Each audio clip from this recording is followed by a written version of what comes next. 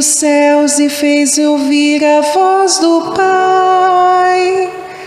Eis meu Filho muito amado, escutai-o todos vós. Aleluia, aleluia, aleluia, aleluia. O Senhor esteja convosco. Ele está no meio de nós. Proclamação do Evangelho de Jesus Cristo segundo Marcos. Glória a vós, Senhor. Naquele tempo, João Batista pregava dizendo: depois de mim virá alguém mais forte do que eu, e eu nem sou digno de me abaixar para desamarrar suas sandálias. Eu vos batizarei com água, mas ele vos batizará com o Espírito Santo. Naqueles dias, Jesus veio de Nazaré, da Galileia, e foi batizado por João no Rio Jordão. E logo ao sair da água, viu o céu se abrindo e o Espírito, como pomba, descer sobre ele. E do céu veio uma voz: Tu és meu Filho amado, em ti ponho o meu bem-querer. Palavra da salvação. Glória a vós, Senhor. Banhados em Cristo, somos uma nova criatura. As coisas antigas já se passaram, somos nascidos de novo. Banhados em Cristo, somos uma nova criatura. As coisas antigas já se passaram, somos nascidos de novo. A liturgia de hoje nos oferece textos preciosos sobre a nossa vocação batismal. Quando a gente é batizado, nós somos associados à paixão, morte e ressurreição de Jesus. Ao entrarmos na água do batismo, estamos nos associando à morte dele. Sair da água significa ressurreição. No batismo, nós nos tornamos novas criaturas, como acabamos de cantar. Somos nascidos de novo. No batismo, nós morremos para o pecado, nós vivemos para uma vida em Deus. E a gente pode se perguntar: por que Jesus teve que ser batizado? Será que ele tinha pecado? Será que ele precisou também ser purificado como nós? O profeta Isaías, na primeira leitura de hoje, vai dizer qual é a missão desse Messias. O Messias que deveria vir é chamado por Deus para a justiça, é tomado pela mão pelo próprio Deus, que o formou, que o constituiu como centro da aliança com o povo. Luz das nações, para abrir os olhos aos cegos, para tirar cativos das prisões, livrar do cárcere quem vive nas trevas. E na segunda leitura, retirada dos Atos dos Apóstolos, o testemunho da pessoa de Jesus. O que é que ele fazia no meio do povo? Jesus foi ungido por Deus com o Espírito Santo e com poder, andou por toda parte fazendo o bem. E a gente lembra aqui da criação no Gênesis. Cada vez que Deus criava alguma coisa, ele via que tudo era bom. Deus viu que tudo era bom. Jesus passou por todos os lugares fazendo o bem, curando a todos os que estavam dominados pelo demônio, porque Deus estava com ele. Temos o anúncio e temos o testemunho. Porém, no Evangelho de hoje, nós temos o cumprimento. Eu falava no início da celebração que É o final de um ciclo, o ciclo do Natal, e é a última epifania desse ciclo. A primeira epifania do tempo do Natal é o próprio menino nascendo. Ele se revela à escória da sociedade, digamos assim, aos pastores, filho de mãe solteira, de pai adotivo. O menino Jesus nasce na pobreza porque não havia lugar para ele. É visitado pelos pobres, por aqueles de outras religiões, e aí a segunda epifania, quando vêm os reis de toda a terra, os magos, que a gente não sabe se foram 3, se foram 2, se foram 20, não sabemos. Sabemos os presentes que eles deram ao menino, ouro, incenso e mirra, mas simbolizando que nessa segunda epifania, nessa manifestação de Deus, a primeira aos pobres, a segunda a todas as gentes, a todas as nações. E essa terceira, nós temos uma manifestação do Deus Trindade. É a primeira vez que Deus se revela como Trindade nos textos sagrados. Em Jesus, toda a história da revelação ganha a sua plenitude. Se a gente pensa na história da salvação, há mais de 2000 anos antes de Jesus, Deus se revela a Abraão, nosso pai na fé.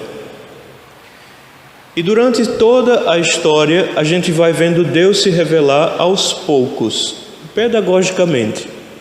Parece que a gente não tem mesmo capacidade de entender Deus de uma vez.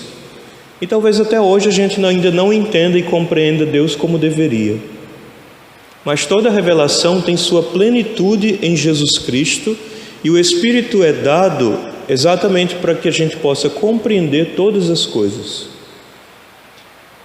Lá no Monte Sinai, com Moisés, a gente via essa revelação, essa epifania, essa manifestação de Deus no trovão, no fogo, no vento, naquela sarça ardente que queimava sem se consumir, no rosto brilhante de Moisés, depois que saía da presença de Deus, Deus ia se manifestando, se revelando.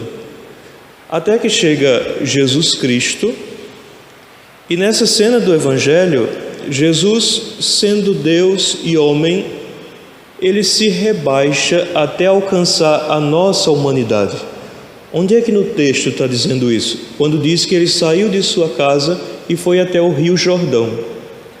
O Rio Jordão, geograficamente, está situado 390, 400 metros abaixo do nível do mar. É dos rios o que tem a menor altura, digamos assim, em relação ao nível do mar. É o mais profundo. Jesus precisou descer até o Jordão. E o próprio nome Jordão significa isso. É preciso rebaixar-se, descer para alcançá-lo. Jesus desce de sua condição divina para alcançar-nos aonde nós estamos, na profundeza, nas trevas, onde nos encontrávamos, como ouvimos nas leituras. E ao entrar nessa água batismal, Jesus não é purificado por ela, mas Jesus a transforma. Porque se Deus se utilizou do raio, do trovão, do fogo, do vento para se manifestar naquele tempo, hoje Ele continua se manifestando nas coisas simples e nos sinais que nós temos, na água, no óleo, na aparência de pão e vinho, que não é pão e nem é vinho, é corpo, é sangue, é Jesus vivo, ressuscitado. Ele nos alcança hoje e se revela, se manifesta a nós nos sacramentos. Porque Jesus transformou as águas batismais. E cada vez que aproximando-nos dessa água, somos banhados por ela, recebemos as graças do batismo, e a mesma coisa que aconteceu com Jesus acontece conosco. O céu se abre, nós recebemos o Espírito Santo e é plantado em nós uma semente de eternidade. Se antes nós éramos criaturas, com o batismo nós nos tornamos filhos. E o texto hoje é muito claro: filhos adotivos. Porque o Filho de Deus, Jesus Cristo, nos possibilitou chamar Deus de Pai. E nós só podemos fazer isso porque Jesus assim o quis. Então, no Jordão, nós encontramos a figura de Jesus, o Filho. Nós encontramos o céu que se abre e, como pomba, desce o Espírito Santo sobre Jesus. Porque é importante falar como pomba. Não é que o Espírito Santo se encarne numa pomba e desça sobre Jesus. O texto não está dizendo isso, que foi uma pomba que desceu sobre ele. Quem se encarnou, quem tem materialidade como nós, de carne e osso, é Jesus. O Espírito desce sobre Jesus como pomba. E por último, Deus Pai, que se revela na voz. Aquela voz que vai dizer: este é meu Filho amado, em ti ponho o meu bem-querer. Se lá no Antigo Testamento quem via a Deus ou ouvia a Deus morria, agora em Jesus Cristo, com a revelação definitiva de Deus, nós podemos ver e ouvir. Quem dera, meus irmãos, se um dia, como o Papa Bento XVI gostava de falar, o cristianismo não é encontro com palavras, com ideologias, com experiências outras, senão com uma pessoa, a pessoa de Jesus Cristo. Mas tenho certeza que nenhum de nós encontrou Jesus face a face, em carne e osso, com uma túnica branca e um manto vermelho. Toca aqui na minha chaga, nenhum de nós. Mas nós fizemos a experiência dele ao longo da nossa vida. Em algum momento da nossa vida, da nossa história, nós já nos encontramos com ele. Se assim não fosse, nós não estaríamos aqui. Jesus mesmo diz: ninguém vem a mim se o Pai que me enviou não o atrair.